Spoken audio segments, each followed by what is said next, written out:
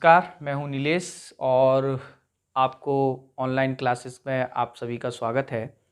CFA coaching के माध्यम से ये क्लासेस आपके लिए चलाई जा रही हैं, खासकर उन बच्चों के लिए जो यूपी टेट और सी टेट की परीक्षा देने जा रहे हैं। बच्चों, ये जो टॉपिक आज मैं आपसे डिस्कस करने वाला हूँ, ये आपका मैथ का टॉपिक है और यहाँ से हर बार क्वेश्चन आता निश्चित है। इसमें सबसे मुख्य बात क्या है, इस टॉपिक का नाम है मेंसुरेशन, यानी क्षेत्रमिति का ये विषय मिलेगा आपको। सीटेट में ये टॉपिक बहुत इम्पोर्टेंट है।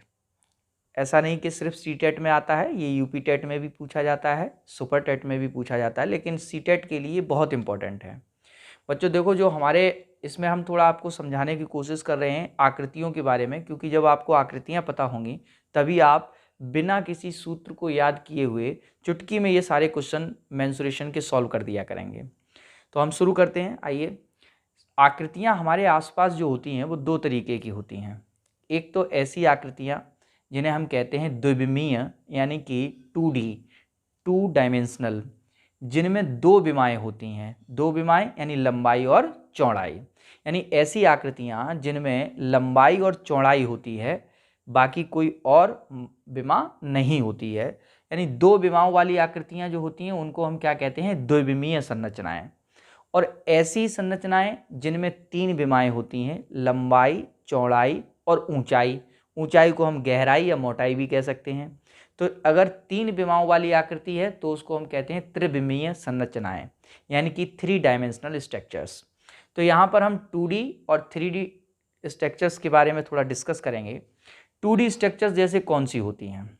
हमने एक कागज़ लिया, एक पेज लिया, तो आप पेज की देखते हैं लंबाई भी होती है और उसकी एक चौड़ाई भी होती है, लेकिन न तो उसकी मोटाई है, किसी भी तरीके की मोटाई जो होती है वो नगण्य होती है। तो इसका मतलब ये हुआ कि वो कैसी स्ट्रक्चर हो जाएगी, वो पेज कैसा है आकृति में, तो हम कहेंगे कि वो 2D स्ट्रक्चर है। 2D का मतलब होगा जिसमें सिर्फ दो विमाएँ होंगी, लंबाई और चौड़ाई। ठीक है। 2D स्ट्रक्चर के उदाहरण के तौर पर अगर देखें तो एक आयत है, वर्ग है, त्रिभुज है, वृत्त है। ये सारी संरचनाएं जो हैं वो द्विविमीय संरचनाएं हैं। ये प्रश्न एक इसी तरीके से पूछा जाता है कि आपको चार आकृतियां दी जाएंगी, उन्होंने दे दिया आयत, वर्ग, त्रिभुज और एक दे दिया घनाभ, और पूछा जाएगा कि बताइए कि इसमें से कौन सी संरचना द्विविमीय है या कौन सी संरचना इसमें द्विविमीय नहीं है। तो आप देखें, आयत, वर्ग, त्रिभुज ये कैसी हैं, आपकी द्विविमीय संरचनाएं हैं, जबकि घनाभ आपकी कैसी होती है, त्रिविमीय संरचनाएं होती हैं। तो आइए हम इसको थोड़ा सा डिस्कस करते हैं। सबसे पहले हम बताएं आयत क्या होता है। आयत चार भुजाओं वाली एक ऐसी संरचना है जिसमें आमने सामने की भुजाएं बराबर होती हैं। आमने सामने की भुजाएं बराबर होती हैं, लेकिन यहीं तक बात हमारी खत्म नहीं होती है। ये भी ध्यान रखना, आमने सामने की भुजाएं बराबर होने के साथ साथ प्रत्येक कोण जो है वो 90 डिग्री का होना चाहिए। ऐसी संरचना है वो आपकी आयत कहलाती है। वर्ग क्या होता है कि वर्ग एक ऐसी संरचना है जिसमें सभी भुजाएं बराबर हों, जिसकी सभी भुजाएं बराबर हों और प्रत्येक कोण 90 अंश का हो। यानी ऐसी संरचनाएं जिसमें चारों भुजाएं बराबर हों और प्रत्येक कोण जो है वो 90 अंश का हो, तो उसे हम वर्ग कहते हैं। अब हम त्रिभुज की बात करें, त्रिभुज क्या होता है, तो त्रिभुज एक ऐसी आकृति है जो तीन भुजाओं से घिरी होती है। यानी तीन भुजाओं से घिरी आकृति को हम क्या कहते हैं, त्रिभुज कहते हैं। त्रिभुज के तीनों कोणों का, तीनों अंत्य कोणों का योग जो है वो 180 डिग्री होता है। किन्हीं दो भुजाओं का योग, त्रिभुज में ये शर्त है, किन्हीं दो भुजाओं का योग तीसरी भुजा से हमेशा अधिक होगा। अगर कम होता है तो वो त्रिभुज नहीं बन सकता है। तो त्रिभुज बनने के लिए ये शर्त होती है कि किन्हीं दो भुजाओं का योग जो है वो तीसरी भुजा से हमेशा ज़्यादा होना चाहिए। जैसे कि मैं अगर ये त्रिभुज बनाऊं और त्रिभुज में मैंने एक भुजा दिया 3, एक 4 और एक 5, तो देखो कोई भी दो भुजाओं जोड़ते हैं, 3 और 4 को जोड़ा 7 हो गया, 5 से ज़्यादा है कि नहीं। अगर मैंने 5 और 4 को जोड़ा तो 9 हो गया, 3 से ज़्यादा है कि नहीं। तो किन्हीं भी दो भुजाओं का योग जो है वो सदैव तीसरी भुजा से बड़ा होना चाहिए, ज़्यादा होना चाहिए, तभी त्रिभुज बन सकता है, अन्यथा त्रिभुज नहीं बन सकता है। तो आयत, वर्ग और त्रिभुज ये कैसी संरचनाएं हैं, ये द्विविमीय संरचनाएं हैं। अब जब दो आयत मिलते हैं तो बनता है घनाभ। जब दो आयत मिलेंगे तो बनेगा क्या, घनाभ।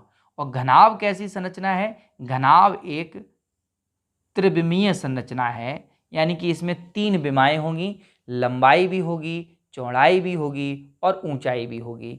अगर तीनों विमाएँ आपको दिख रही हैं किसी आकृति में, तो वो आकृति आपकी त्रिविमीय संरचना यानी 3 डायमेंशनल स्ट्रक्चर बोली जाती है। जैसे हम जिस कमरे में खड़े हैं, इस कमरे में लंबाई भी है, चौड़ाई भी है और ऊंचाई भी है। तो इसका मतलब हमारा ये जो कमरा हुआ वो कैसा आकार का होगा, कैसी संरचना होगी, तो हम कहेंगे कि त्रिविमीय संरचना है। आप माचिस देखते हैं तो माचिस आपकी कैसी संरचना है, त्रिविमीय संरचना है। हम लोग मिटाने वाला डस्टर यूज करते हैं तो ये कैसी संरचना है, त्रिविमीय संरचना है, क्योंकि इसमें एक लंबाई है, एक चौड़ाई है और एक मोटाई है, यानी कि ऊंचाई है। तो अगर लंबाई, चौड़ाई और ऊंचाई तीनों विमाएँ जिस आकृति में उपस्थित होती हैं, वह आकृति आपकी क्या कहलाती है, वह आकृति आपकी त्रिविमीय संरचना कहलाएगी। तो घनाभ हुआ, घन हुआ, शंकु हुआ, बेलन हुआ, गोला, ये आपकी कैसी संरचनाएं हैं, ये त्रिविमीय संरचनाएं हैं। और आयत है, वर्ग है, त्रिभुज है, वृत्त है, ये कैसी हैं आपकी द्विविमीय संरचनाएं हैं। मेरे ख्याल से आपको बात समझ में आ गई होगी। एक बार फिर से रैपिड रिवीजन करते हैं। आयत क्या होता है, आयत वह संरचना है जिसकी आमने सामने की भुजाएं बराबर होती हैं और प्रत्येक कोण 90 अंश का होता है। वर्ग क्या है, जिसकी चारों भुजाएं बराबर होती हैं और प्रत्येक कोण 90 अंश का होता है। त्रिभुज क्या होता है, 3 भुजाओं से घिरी आकृति है जिसमें तीनों कोणों का योग 180 डिग्री होना चाहिए और किन्हीं 2 भुजाओं का योग तीसरी भुजा से हमेशा अधिक होना चाहिए, तो वो त्रिभुज हो जाएगा। अब यहाँ से अब हम त्रिविमीय संरचनाओं को जरा अध्ययन करते हैं। जब 2 आयत मिलते हैं तो जो संरचना बनती है उसे हम घनाभ कहते हैं, और जब 2 वर्ग मिलते हैं फिर जो संरचना बनती है उसे हम घन कहते हैं। जैसे आपसे पूछा जाए कि पासा जो होता है वो किस आकार का होता है, तो पासे में आप देख रहे हैं कि 2 उसकी सभी सतह जो हैं वो बराबर लंबाई, चौड़ाई, ऊंचाई में होती हैं, तो वो आपकी कैसी संरचना होगी, घन के आकार की संरचना होगी। माचिस को अगर आप देखेंगे तो माचिस में लंबाई और चौड़ाई अलग अलग माप की होती हैं, यानी 2 आयतों से मिलकर बनी है संरचना, तो वो कैसी हो जाएगी, आपकी घनाभ के आकार की हो जाएगी। अब इनसे संबंधित प्रश्न आपकी परीक्षाओं में कुछ तो इसी तरीके से पूछे जाएंगे कि निम्नलिखित में से कौन सी त्रिविमीय संरचना है, या निम्नलिखित में से कौन सी द्विविमीय संरचनाएं हैं, या निम्नलिखित में से कौन सी संरचना द्विविमीय नहीं है, या निम्नलिखित में से कौन सी संरचना त्रिविमीय नहीं है। तो इस प्रकार से क्वेश्चन जो है वो इन आकृतियों से आपसे पूछ के जाते हैं। कुछ क्वेश्चन ऐसे भी पहले परीक्षाओं में आए हैं कि त्रिभुज क्या होता है और 4 शर्तें लिख दी गई हैं, उनमें से एक शर्त ऐसी होगी जो त्रिभुज को पूरी नहीं करेगी, तो वो आपको छांटनी होगी, वो आपको पता करनी होगी कि कौन सी ऐसी शर्त है जो त्रिभुज जिस शर्त के बिना त्रिभुज नहीं बन सकता है। चलिए अब इससे संबंधित प्रश्नों की बात करते हैं। जब भी द्विविमीय संरचनाओं की हम बात करेंगे तो ये ध्यान रखना है कि इसमें 2 विमाएँ होंगी, एक लंबाई और एक चौड़ाई। जितनी भी द्विविमीय संरचनाओं की हम बात कर रहे हैं, खासकर हम बात कर रहे हैं आज आपसे आयत की। तो अगर हम आयत की बात करते हैं बच्चों, तो आयत क्या होता है, अभी मैंने आपसे कहा कि आयत वह 4 भुजाओं वाली एक संरचना है, 4 भुजाओं से घिरी वह संरचना है जिसकी आमने सामने की भुजाएं आपस में बराबर होती हैं और प्रत्येक कोण जो है वो 90 डिग्री का होता है। उस संरचना को हम क्या कहते हैं बच्चों, आयत कहते हैं।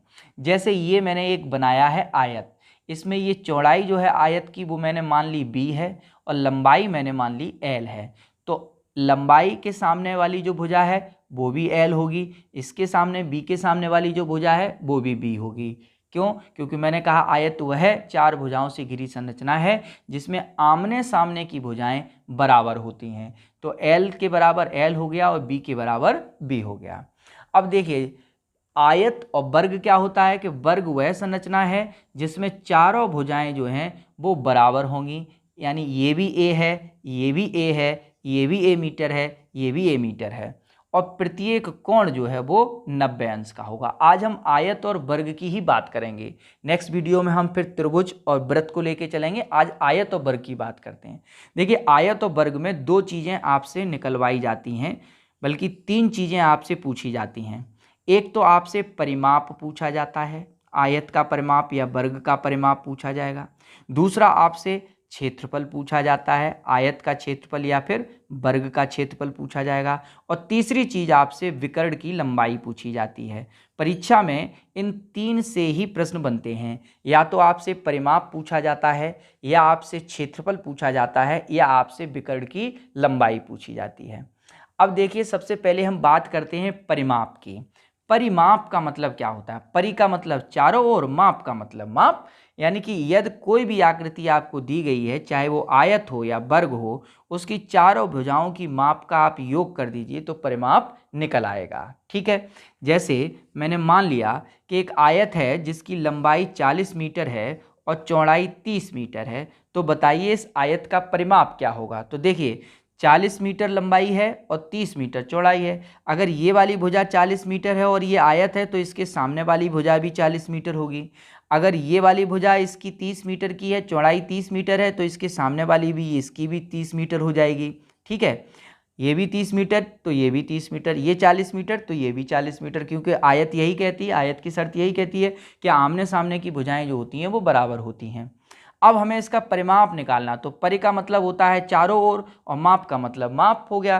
तो आप चारों ओर की मापों का योग कर दीजिए, यानी चारों ओर की मापों का योग करना है हमें, तो हमारा परिमाप निकल आएगा। किसी भी सूत्र की आवश्यकता नहीं है, चारों ओर की माप का योग करते हैं। अब इसी सवाल में देखते हैं, 40 मीटर लंबा है, 30 मीटर चौड़ा है ये आयत, तो इसकी परिमाप क्या होगा? तो देखो, 30 और 40 70 हो गए, 70 और 30 100 हो गए, और 100 और 40 यानी 140 मीटर इसका आंसर आ गया। ठीक, हमने अभी कोई फॉर्मूला नहीं लगाया, हमने सिर्फ कंसेप्ट अपना क्लियर किया है कि परिमाप का मतलब क्या होता है। परि का मतलब चारों ओर और माप का मतलब चारों ओर जो भी भुजाएं हैं उनकी मापें जो भी दे रखी हैं उनका हम योग कर देंगे तो अपने आप हमारा परिमाप निकल आए, चाहे कोई सी भी आकृति हो। अब मान के चलिए अगर ये वर्ग होता और वर्ग की एक भुजा बता दी जाए कि 4 सेंटीमीटर है या 4 मीटर है, बताइए उस वर्ग का परिमाप क्या होगा? तो आपको मालूम है कि वर्ग की सभी भुजाएं जो होती हैं वो बराबर होती हैं। तो अगर एक भुजा 4 मीटर दे रखी तो ये भी 4 होगी, ये भी 4 होगी और ये भी 4 होगी। अब हमें इस वर्ग का परिमाप निकालना, तो फिर से समझिए परिमाप क्या होता है कि परि का मतलब चारों ओर, माप का मतलब माप कर देंगे हम उसकी। तो चारों ओर की माप का योग कर दीजिए, 4 और 4 8, 4 12 और 4 16 मीटर, तो ये आंसर आ जाएगा, वर्ग का परिमाप हो गया। ठीक है, अब मान लीजिए हम आपसे कहते हैं कि बताइए कि त्रिभुज का परिमाप क्या होगा, जिसकी भुजाएं जो हैं वो आपको दे रखी हैं, एक भुजा 3 दे रखी है, एक 4 दे रखी है, एक 5 दे रखी है, और इसका आपको परिमाप ज्ञात करना है। तो फिर वही बात आप ध्यान रखिए, परिमाप का मतलब क्या होता है कि चारों ओर की भुजाओं का हम योग कर देंगे। तो जब हम चारों ओर की भुजाओं का योग करेंगे तो इसमें 3 भुजाएं हैं, तो तीनों का योग कर दीजिए, 3 और 4 7 और 7 और 5 12, तो इसका आंसर क्या आ जाएगा? 7 5 कितने होंगे? 12, तो इसका आंसर आ जाएगा 12। ठीक है, तो मेरे ख्याल से आपको ये बात समझ में आ गई होगी कि परिमाप का मतलब क्या होगा, कि परिमाप का मतलब है चारों ओर की माप का योग अगर कर देंगे तो हमारा परिमाप निकल आएगा, चाहे वो आपका आयत हो, चाहे वर्ग हो, चाहे त्रिभुज हो। मेरी बात समझ में आ गई? अब अगर हम क्षेत्रफल ज्ञात करेंगे तो क्षेत्रफल के लिए क्या, क्योंकि ये दोनों द्विविमीय संरचनाएं हैं, इनमें 2 विमाएं होंगी, लंबाई और चौड़ाई। तो बस आप इतना ध्यान रखिए कि अगर द्विविमीय संरचना है और उसमें लंबाई और चौड़ाई आपको दिख रही है तो दोनों का आप गुणा कर दो, क्षेत्रफल निकल आएगा।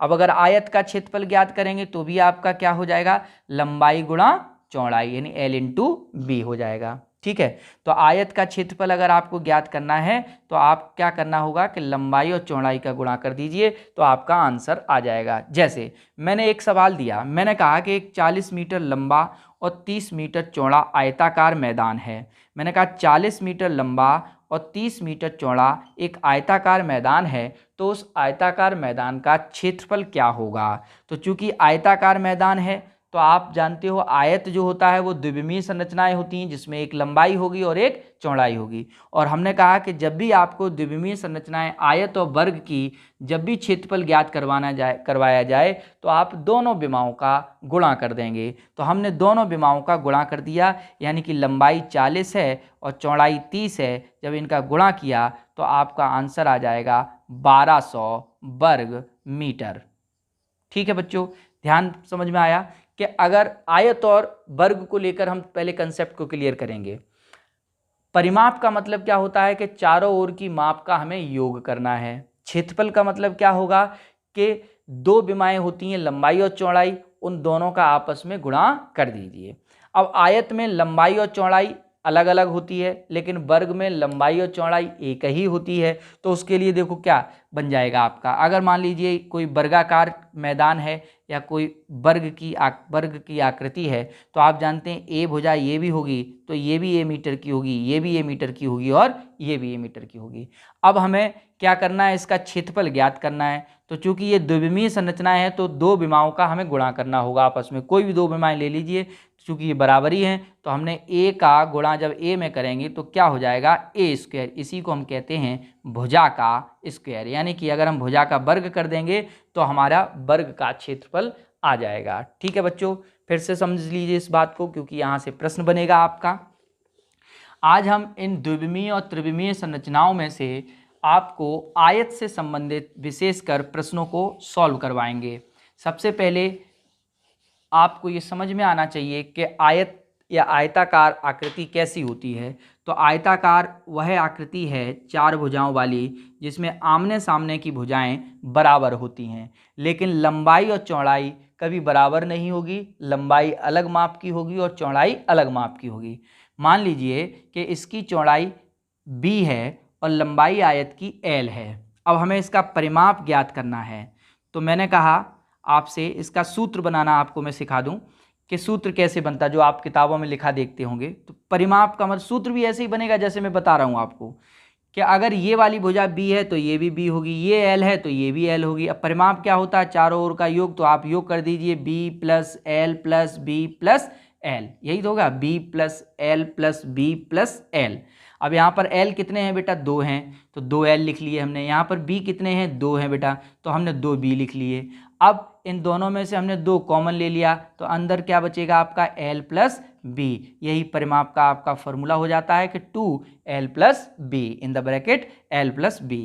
अब आप अगर सबको अलग अलग ना जोड़ें, अगर आपको ये फॉर्मूला याद नहीं है तो सबको उठाकर आप चारों तरफ की मापों को योग कर दीजिए तो भी परिमाप आ जाएगा। अगर आपका फॉर्मूला याद है तो भी परिमाप आ जाएगा। मैंने मान कर चला कि एक 40 मीटर लंबा एक आयताकार मैदान है, एक आयताकार मैदान है जिसकी लंबाई जो है वो 40 मीटर है और जिसकी चौड़ाई जो है वो 30 मीटर है। एक आयताकार मैदान है जिसकी लंबाई 40 मीटर है और चौड़ाई जो है वो 30 मीटर है। अब इस आयताकार मैदान का परिमाप ज्ञात करना है हमें। तो परिमाप का फॉर्मूला क्या मैंने बनाया है, 2 में इंटू एल प्लस बी, यानी कि लंबाई धन चौड़ाई। तो 2 में इंटू एल कितना हमारा दे रखा है 40 और बी कितना दे रखा हमारा 30।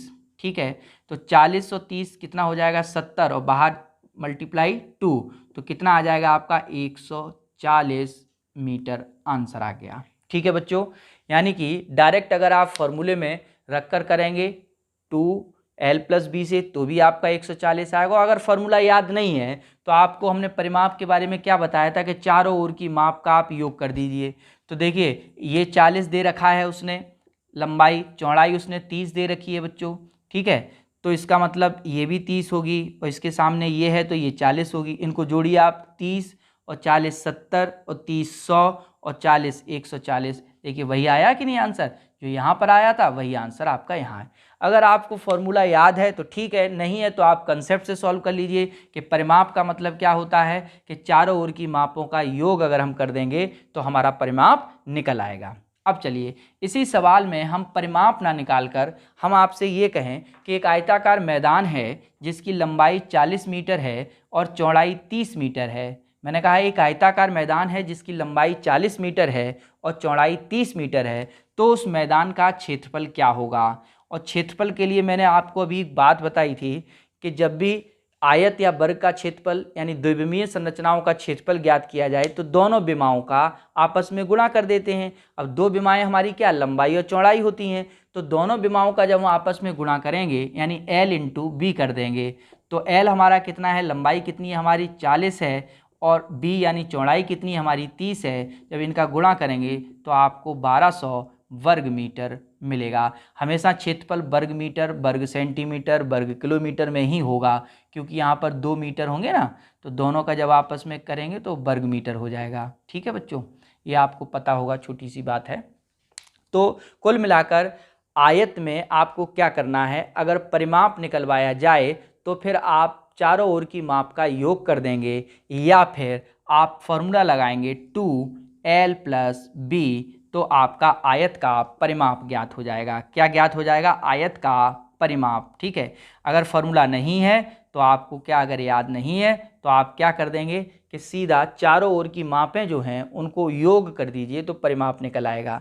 अगर आपको आयत का क्षेत्रफल ज्ञात करना है तो आयत का क्षेत्रफल ज्ञात करने के लिए आपको दोनों विमाओं का आपस में गुणा करना होगा, यानी l × b, लंबाई गुणा चौड़ाई। ठीक है, बस ये दो फॉर्मूले आप याद कर लीजिए, आयत के सारे प्रश्न जो हैं वो सॉल्व हो जाएंगे। फॉर्मूले नहीं भी याद हैं तो कंसेप्ट ध्यान रखिए कि परिमाप का मतलब चारों ओर की माप का योग, और अगर क्षेत्रफल ज्ञात करेंगे तो जो दो विमाएं होती हैं लंबाई और चौड़ाई, उनका आपस में गुणा कर देंगे तो क्षेत्रफल याद हो जाएगा।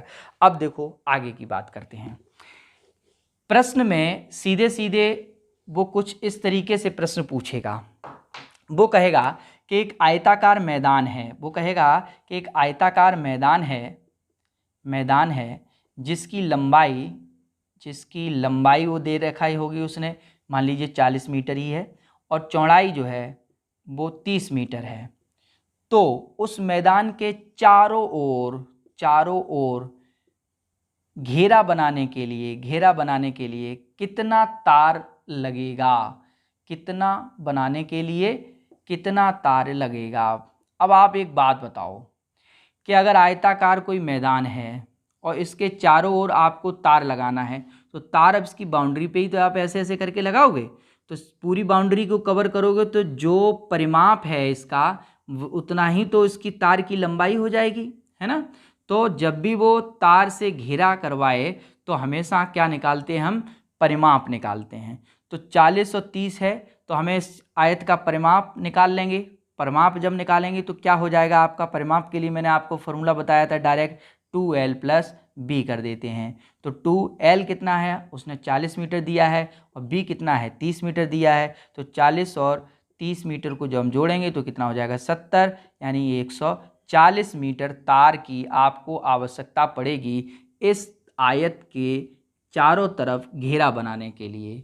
तो जब भी तार की ज़रूरत पड़ती है तो हम हमेशा क्या निकालते हैं? परिमाप। तार वाले प्रश्न जब भी होंगे कि चारों तरफ जब कह दे तो आप समझ जाइए कि वो परिमाप निकलवाना चाह रहा है, परिमाप निकाल लेंगे। इसी सवाल में वो ये भी कह सकता है कि एक आयताकार मैदान है जिसकी लंबाई 40 मीटर और चौड़ाई 30 मीटर है, इसके चारों ओर तार लगाने का खर्च जो है वो 5 रुपये प्रति मीटर है, 5 रुपये प्रति मीटर है। तो बताइए कुल कितना खर्चा होगा? तो देखिए तार लगेगा टोटल कितने मीटर है, ये मैंने अभी निकाला था परिमाप के जरिए कि 140 मीटर तार लगेगा। अब 1 मीटर तार लगाने का खर्च कितना है? 5 रुपये, और हमें लगाना कितना है तार? 140 मीटर। तो कुल खर्चा कितना हो जाएगा? तो खर्चा निकाल लेंगे हम यहाँ से। क्या करेंगे? 140 में हमें कितने का? 5 का गुणा कर देना है। तो हमारा कितना आ जाएगा? 14 पंजे 70, 0 से 0 रहेगा, 5 चौक 20 की 0 हो जाएगी, 2 यहाँ से लगेंगे, 5 एकम 5 और 2 कितने हो जाएंगे? 700। तो 700 रुपये का खर्चा आ जाएगा। ठीक है, तो प्रश्न में वो इस तरीके से कहेगा। अभी मैं बहुत सारे प्रश्न आपको सॉल्व करवाऊंगा, सारे प्रश्न आपके सॉल्व हो जाएंगे, बस आपको कंसेप्ट ध्यान रखना है। कंसेप्ट अगर आपका क्लियर है, आपको कोई फॉर्मूला भी याद करने की जरूरत नहीं पड़ेगी, अपने आप सारे क्वेश्चन निकल आएंगे। ये बात मेरी आप समझे हैं। क्वेश्चन में मैंने ये कहा था कि एक आयताकार मैदान है जिसकी लंबाई 40 मीटर है, चौड़ाई 30 मीटर है, इसके चारों ओर घेरा बनाने के लिए तार लगाना है, और प्रति मीटर तार लगाने का जो खर्च है वो 5 रुपये है। तो बताइए कुल कितना खर्च होगा? तो चूंकि चारों तरफ घेरा बनाना है तो पहले हम इस आयताकार मैदान का परिमाप ज्ञात कर लेंगे, और उस परिमाप में प्रति मीटर के हिसाब से हम गुणा कर देंगे तो हमारा कुल खर्च निकल कर आ जाएगा। मेरे ख्याल से आप इस आयत के परिमाप से संबंधित प्रश्नों को अब हल कर सकते हैं। अब बात करते हैं इसी सवाल में, उसने कहा चलिए इसको हम चेंज कर दे रहे हैं संख्याएं। हमने कहा कि एक आयताकार मैदान है जिसकी लंबाई 20 मीटर है, चौड़ाई 10 मीटर है। एक आयताकार मैदान है जिसकी लंबाई 20 मीटर है और चौड़ाई 10 मीटर है। इस आयताकार मैदान में घास लगाने का खर्च जो है, अब जब भी घास लगवाई जाए, टाइल लगवाए जाएं, पत्थर लगवाया जाए, ठीक है, ईंट लगवाई जाएं, रोड़ी डलवाई जाए, तो हमेशा आप ध्यान रखना कि हम क्षेत्रफल ज्ञात करते हैं। क्योंकि आपको मालूम है कि ईंट या टाइल बिछाओगे तो किनारे किनारे थोड़ी नहीं बिछाओगे, पूरे में आपको बिछाने पड़ेंगे टाइल। और जब पूरा क्षेत्र घेरोगे तो इसका मतलब ये हुआ कि क्षेत्रफल आपको ज्ञात करना होगा। क्षेत्रफल हमेशा तल से संबंधित होता है, जो भी उसका तल होगा, तो ये इसका तल है, इससे संबंधित है। यहाँ पर आप लगाओगे तो इसी तरीके से तो लगाओगे आप, तो जब इसी तरीके पूरा क्षेत्र घेरना पड़ेगा, तो इसलिए यहाँ पर क्या होगा कि हमें क्षेत्रफल, जब भी घास लगवाने की बात कहे, टाइल लगवाने की बात कहे, पत्थर बिछाने की बात कहे, ईंट बिछाने की बात कहे या रोड़ी बिछाने की बात कहे, तो हमेशा हम क्षेत्रफल ही ज्ञात करते हैं। ज़्यादातर प्रश्नों में वो यही काम करवाता है। अब उसने ये कहा प्रश्न में, वो ये कह रहा है कि एक आयताकार मैदान है जिसकी लंबाई 20 मीटर है और चौड़ाई 10 मीटर है। अब इस मैदान में 5 रुपये प्रति वर्ग मीटर, 5 रुपये प्रति वर्ग मीटर घास लगाने के हिसाब से, घास के खर्च के हिसाब से कुल कितना खर्चा होगा, कुल खर्च कितना होगा, यानी कुल कितना पैसा लगेगा। और पैसा लग कितना रहा है कि 5 रुपये प्रति वर्ग मीटर के हिसाब से। तो पहले तो हम, चूँकि घास लगवाने की बात हो रही, तो हमें तुरंत क्षेत्रफल ज्ञात करना होगा। और आयत का क्षेत्रफल क्या होता है, मैंने आपको बताया कि दोनों विमाओं का गुणा कर देंगे, यानी लंबाई गुणा चौड़ाई। लंबाई दे रखी है 20 और चौड़ाई दे रखा है 10। जब 20 का 10 में गुणा करोगे तो हो जाएगा 200 वर्ग मीटर। अब 1 वर्ग मीटर यानी प्रति का मतलब हुआ 1 वर्ग मीटर का खर्चा कितना है, 5 रुपये। तो 200 वर्ग मीटर का खर्चा कितना हो जाएगा, तो 200 में गुणा हम 5 कर देंगे। जब 200 में गुणा हम 5 करेंगे तो हमारा आ जाएगा 1000 रुपये। आया कि नहीं, बताओ समझ में बात मेरी। जब भी वो घास लगवाने की बात कहे, टाइल लगवाने की बात कहे, ईंटें बिछाने की बात कहे, पूरे क्षेत्र में तल में ईंटें बिछाने की बात कहे, तो हमेशा हम क्या ज्ञात करेंगे, पहले उस आयताकार मैदान, फर्श, कुछ भी हो, उसका सबसे पहले क्षेत्रफल ज्ञात करेंगे। तो क्षेत्रफल हमने ज्ञात कर लिया, हमारा कितना आया, 200 वर्ग मीटर। फिर सवाल में वो कह रहा है कि 5 रुपये प्रति वर्ग मीटर खर्चे के हिसाब से कुल कितना खर्च आएगा। तो 5 रुपये 1 वर्ग मीटर पर खर्च करना होता है, तो है कितना हमारा 200 वर्ग मीटर। तो हमने 5 का गुणा कर दिया और हमने यहाँ ज्ञात कर लिया कि 1000 रुपये खर्च आएगा। मेरी बात समझ में आ गई होगी बच्चों। ये बहुत ही सामान्य क्वेश्चन हैं, इनमें बहुत ज़्यादा आपको सोचना नहीं है, बल्कि आपका कंसेप्ट अगर क्लियर है तो आप इजीली इनको सॉल्व कर सकते हैं। अब थोड़े देखिए क्वेश्चंस के टाइप बदल रहा है। अब वो क्या कहेगा कि एक आयताकार मैदान होगा और उस आयताकार मैदान के बाहर की तरफ या अंदर की तरफ एक रास्ता बनवाएगा। ये तो अभी मैंने आपको बाहर की तरफ रास्ता बना दिया। ये मुख्य आयत है, हमारा आयताकार मैदान है जिसके बाहर की ओर एक कोई रास्ता बनवाएगा और वो सिर्फ रास्ते का क्षेत्रफल ज्ञात करेगा। तो देखो बच्चों, इसके लिए आपको एक बात याद रखनी है, जब वो बाहर की ओर रास्ता बनवाए, मान लीजिए बाहर की ओर उसने ए मीटर चौड़ा रास्ता बनवाया, कितने मीटर, ए मीटर चौड़ा रास्ता बनवाया है, और इसकी जो लंबाई है वो एल है, इसकी चौड़ाई है बी है। जो हमारा आयताकार मैदान है उसकी लंबाई और चौड़ाई एल और बी है। अब इसके चारों ओर उसने 2 मीटर चौड़ा रास्ता बनवाया है, तो वो पूछेगा रास्ते का क्षेत्रफल क्या होगा। तो जब बाहर रास्ता हो, जब रास्ता बाहर होगा तो हम एक फॉर्मूला लगा देंगे रास्ते का क्षेत्रफल ज्ञात करने के लिए। रास्ते का क्षेत्रफल ज्ञात करने के लिए हमारा फॉर्मूला हो जाएगा कि